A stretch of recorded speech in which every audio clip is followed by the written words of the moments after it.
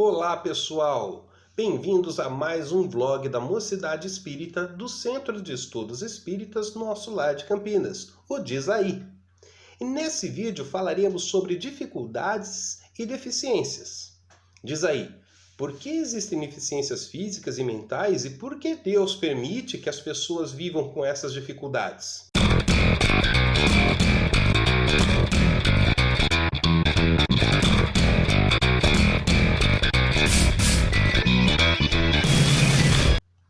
Bom, pessoal, acredito que todo mundo conheça alguém que possua algum tipo de deficiência física ou mental.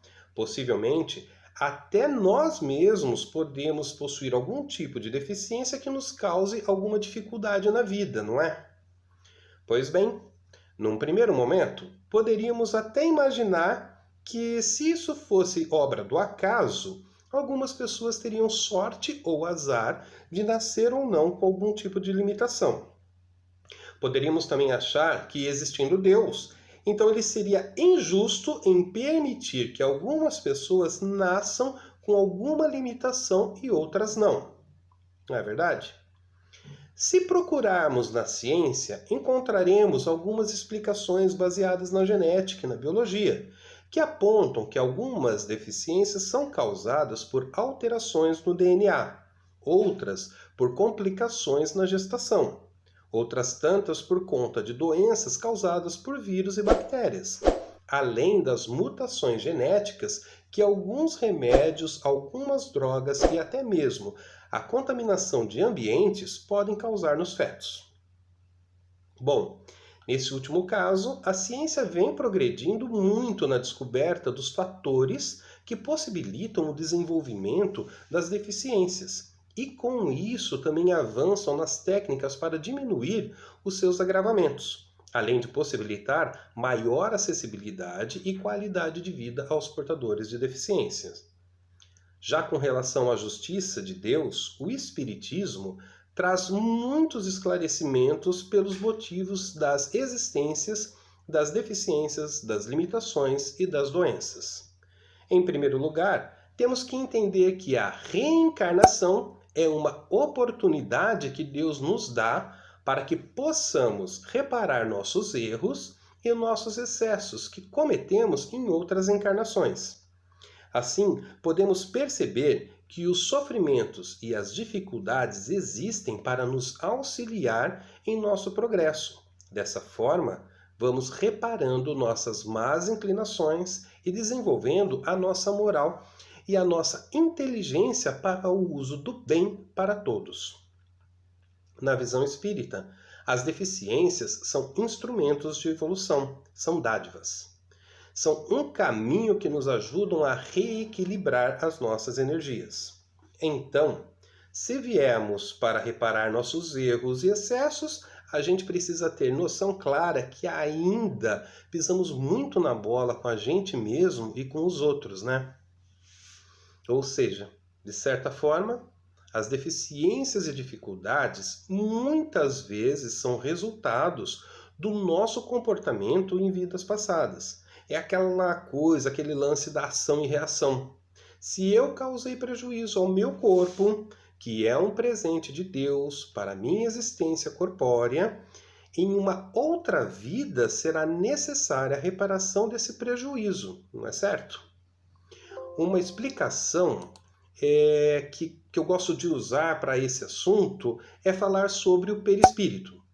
Saco envoltório que mantém o espírito ligado ao corpo e que traz nele as informações físicas que precisamos ter nessa existência? Então, pense nele como uma forma, tipo forma de bolo. Quando a gente abusa do nosso corpo, quando a gente vive no excesso, tipo usando álcool, cigarro, drogas, fazendo sexo sem juízo, comendo um monte de porcaria e ainda de forma errada, passando noites e noites virados, sem dar o devido descanso que o nosso corpo precisa, e tudo mais o que vocês podem imaginar, nós vamos martelando essa forma, vamos deformando o nosso perispírito. E assim, precisaremos reparar esses excessos em uma nova existência, tipo fazer a funilaria do perispírito. Por exemplo, se a gente fuma, o cigarro vai marcando o nosso perispírito em diversos lugares, como no pulmão, na garganta, na boca, nariz, cérebro e por aí vai. E dependendo do jeito que a gente vai martelando a forma, em uma outra encarnação poderíamos apresentar problemas respiratórios, como asma, bronquite, podemos vir com deficiências no cérebro e por aí vai, entendeu? Muitas deficiências também são resultados de formas de suicídios, consciente ou inconsciente. E também da forma como a gente utilizou a nossa força ou a nossa inteligência sobre outras pessoas. Ou seja, a forma como uma pessoa tira a sua vida ou como ela prejudica as pessoas também impactam nos tipos de possíveis deficiências nos resgates futuros. Não que seja uma regra, mas uma pessoa que tira a vida com um tiro na cabeça, ela pode vir com deficiências mentais ou cega, dependendo da região em que ela foi afetada. Se ela se enforcou, ela pode vir com problemas respiratórios ou com paraplegia, por exemplo. E pessoas que utilizaram da sua inteligência para subjugar e prejudicar pessoas pode pedir para vir com deficiências mentais a fim de reparar os danos causados em outra existência. Mas como disse, isso são possibilidades e não regras. Também não podemos criar a falsa impressão de que só nascem com deficiências espíritos inferiores. Isso não é verdade, pois muitas vezes espíritos extremamente inteligentes nascem com deficiências físicas ou mentais para expiar as suas provas. Como eu já disse, tudo depende de como agimos com o nosso corpo e com as pessoas que passam por nossas vidas. Então, até agora, só falamos das consequências que podem causar a necessidade de um espírito ter que vir com alguma deficiência. Mas existem casos de espíritos que não teriam nenhum motivo ou necessidade desse tipo de resgate, mas que pedem para nascerem com algum tipo de deficiência e limitações para poder auxiliar no processo evolutivo das pessoas que serão responsáveis pelo seu cuidado, responsáveis por eles, como seus pais, seus avós, etc. É uma forma de altruísmo, uma forma de entrega pela evolução do outro. Mas nós podemos perceber nas deficiências, nas dificuldades, nas limitações, alguma coisa de bom? Podemos identificar algo de positivo nisso? Pode parecer difícil no primeiro momento, mas as deficiências fazem com que o ser humano descubra novas sensibilidades, virtudes e capacidades que estavam adormecidas. E quantos não são os casos de pessoas deficientes que extrapolam todos os limites e nos revelam atitudes de força, coragem, autoconfiança e alegria de viver, mesmo com uma série de limites. Então, mesmo que saibamos as coisas que podem causar uma deficiência em uma vida, não podemos e nem devemos julgar ou pressupor algo. Nós não temos acesso às nossas encarnações passadas. O importante é, sim, olharmos para a nossa vida atual. O que estamos fazendo? Como que é o nosso comportamento conosco e com os outros? E se a forma como estamos vivendo possa nos levar a ter a necessidade de uma reparação mais ostensiva. Então, melhor a gente olhar com compaixão para a nossa vida e aproveitar para cuidar da gente e das pessoas da melhor forma que pudermos, não é? Temos que olhar a todos como espíritos independente das limitações de raças, de crenças, de gênero, pois todos passam pelo processo evolutivo. Quem ainda não chegou lá, vai um dia chegar. Hoje, a dificuldade do seu próximo poderá ser a sua, entendeu? A sua amanhã.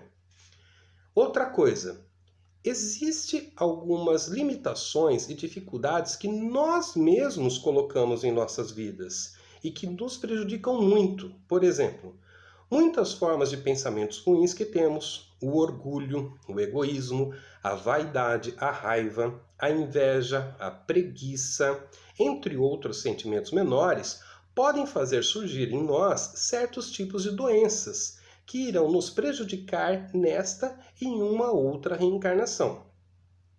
Também, nossa mente, a forma como vemos o mundo e a forma como nos vemos pode nos imobilizar, ou seja, nos tornar limitados. Por isso, é importante sempre buscar, no fundo de nós, a vontade de vencer as nossas más inclinações.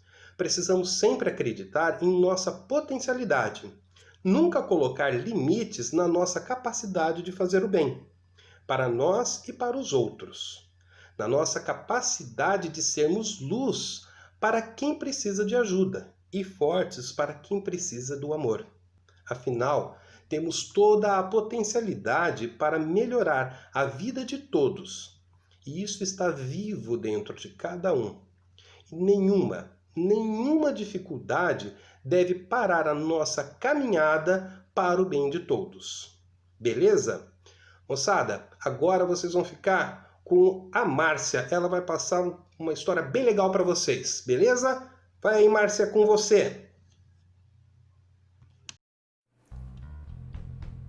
Olá, meu nome é Márcia, sou trabalhadora do Centro de Estudos Espíritas Nosso Lar. Tudo bem? Hoje falaremos sobre Helen Keller. Helen Keller foi uma escritora e ativista social norte-americana.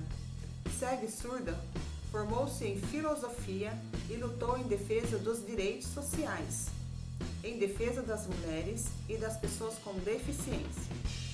Foi a primeira pessoa cega e surda a entrar para uma universidade. Helen Adams Keller nasceu no Alabama, Estados Unidos, no dia 27 de junho de 1880. Aos 19 meses, contraiu uma doença desconhecida que a deixou cega e surda. Depois da doença, Helen tornou-se uma criança difícil, gritava muito e tinha acessos de mau humor.